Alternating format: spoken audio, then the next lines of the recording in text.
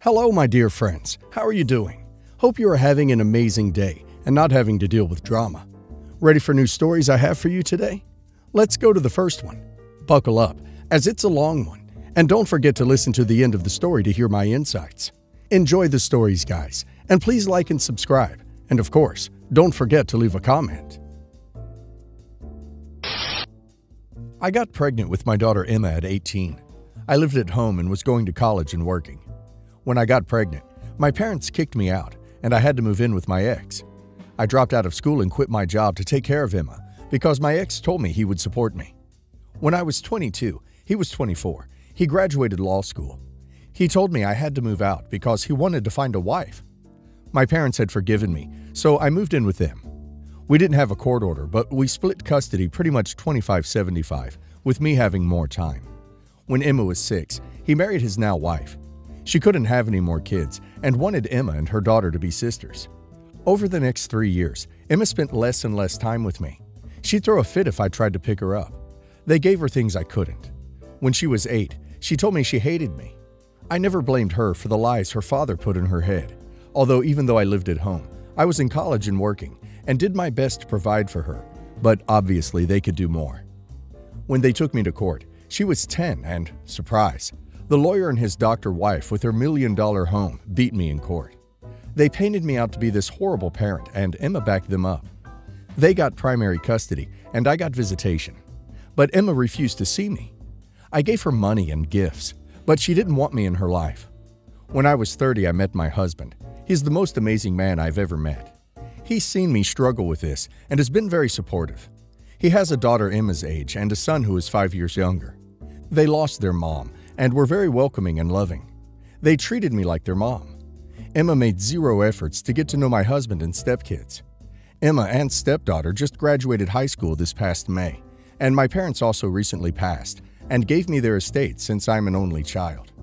I've decided to pay for my stepdaughter's entire college tuition and buy her a car, pay for an apartment. Emma contacted me a week ago and told me she missed me and wanted to see me.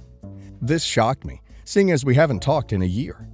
We met up, and she told me she heard my parents died and asked if she could have some money to pay for college. I was shocked and said, "Well, what about your dad and his wife?" She said, "My mom and dad want me to pay for this on my own to teach me responsibility, and I believe I am entitled to money seeing as you ruined my life." I was very hurt and told her, after years of ignoring me and telling me I am not your mother, you demand money from me. I am not your wallet. My husband is telling me what I did was right, but my ex is telling me I'm a piece of crap and I owe this to her. My stepdaughter feels bad and offered her college money because my daughter and her friends have been harassing her. I said absolutely not. That is your money. Am I the a-hole for not giving my daughter money after ignoring me her whole life? She reached out to OP solely for money and lied about her reason for wanting to see OP. Besides which, her parents said she should pay for school herself to learn responsibility. Getting a handout from another parent that you have neglected is not learning responsibility.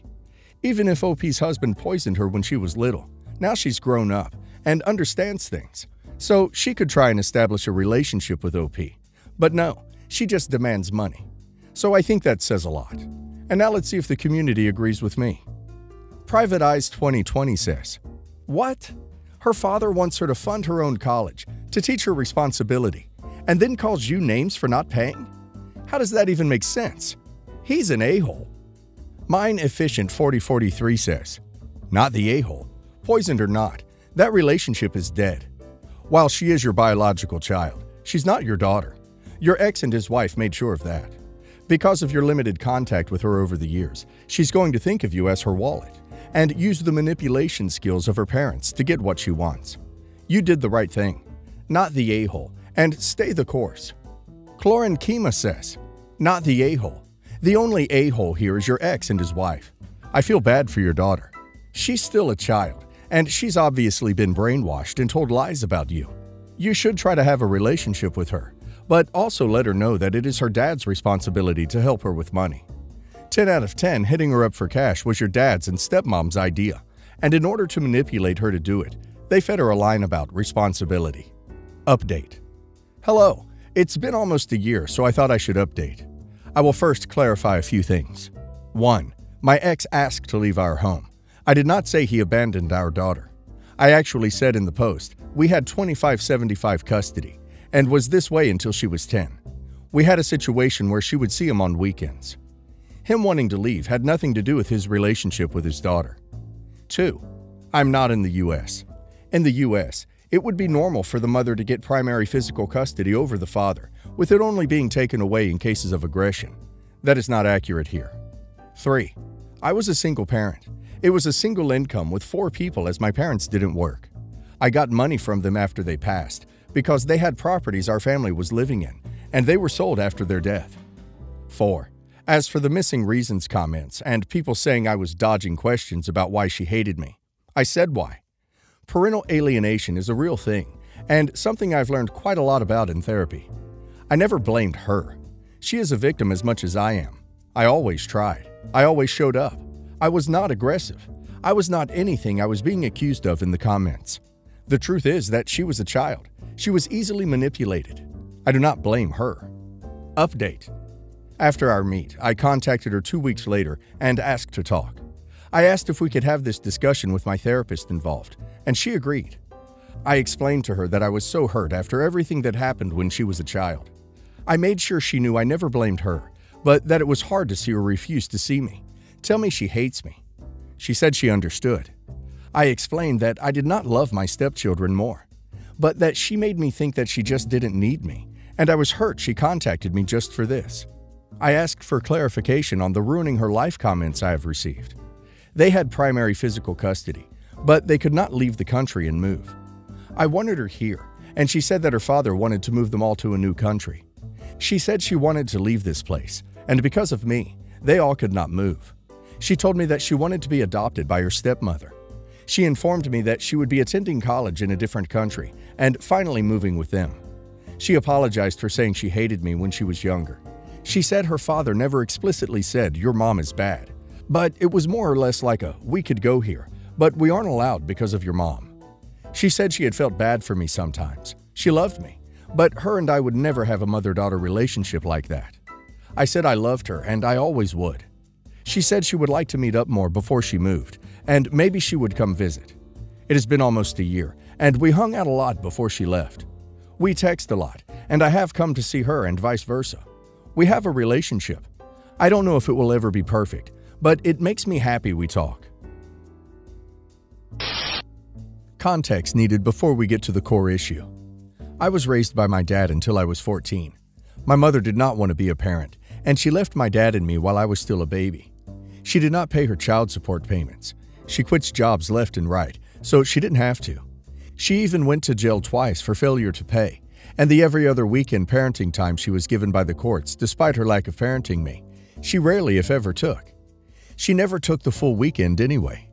She met her husband when I was 6. From the ages of 6, which is when my mother and her husband met, to the age of 14 when I lost my dad, I saw my mother and her husband 5 times. After my dad died, I lived with my uncles. My mother didn't show an interest in taking me, though her husband did, but my uncles were people who wanted me and who I had a close and loving relationship with. My mother did not take any parenting time after I lost my dad. She and her husband had 3 kids together. Her husband attempted to insert himself into my life during Father's Day activities, and he'd asked me to live with him, but I mostly ignored all contact with him. One time he attempted to tell me I was missing out and blamed my dad for that. I shut him down firmly, and I was harsh. I told him he had no right to speak about my dad, who was better than his wife would ever be. My mother's extended family, parents, siblings, etc., were always part of my life. Dad facilitated those relationships. My uncles continued after he died. Now I'm 27 and stay in touch with them. We're not very close, but I do appreciate their presence in my life.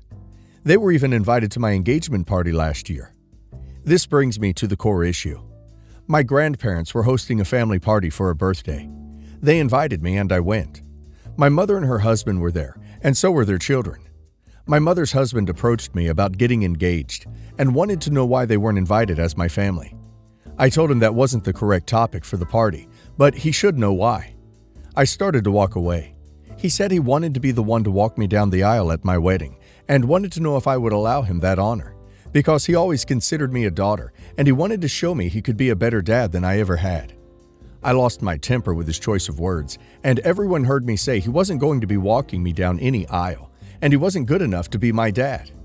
I called him pathetic for hating on the man who gave me a good life when his wife didn't give a crap. He became angry and told me I should be more respectful.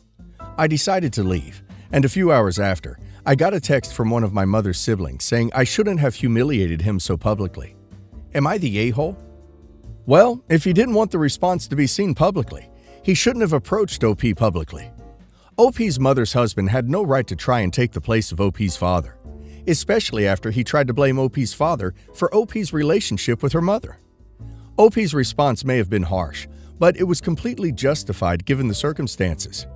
OP stood up for herself and rightfully defended the memory of her father, who was there for OP when her mother and her husband were not. He needs to understand and respect boundaries. Coldstream Capel says, "Not the a-hole. Your mother's husband has no right to try and insert himself into your life like that and think that they can turn up at your wedding to play happy families. Who does he think he is coming down on your father when he knew his wife had abandoned you? Good luck to him.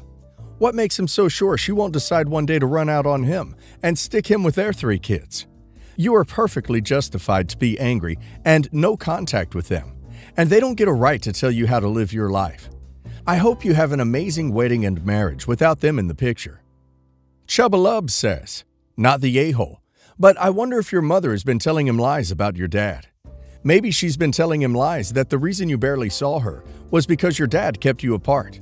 Does her husband know the whole story about her refusing to pay child support and being jailed for it? I could see her spinning a lie about how awful your dad was, how he prevented her from being a mother and isolated you, because that would sound better than her real story of being a dreadful, uncaring, and hateful mother. If she's got him convinced your dad was aggressive, maybe he thinks he's doing the right thing by trying to be a dad. You're definitely not the a-hole, but maybe there's reasons behind why he's trying to insert himself into your life." Confused Capricorn 92 says, "Not the a-hole. I get he wanted to be there for you, but his way of wanting to be a part of your life was messed up.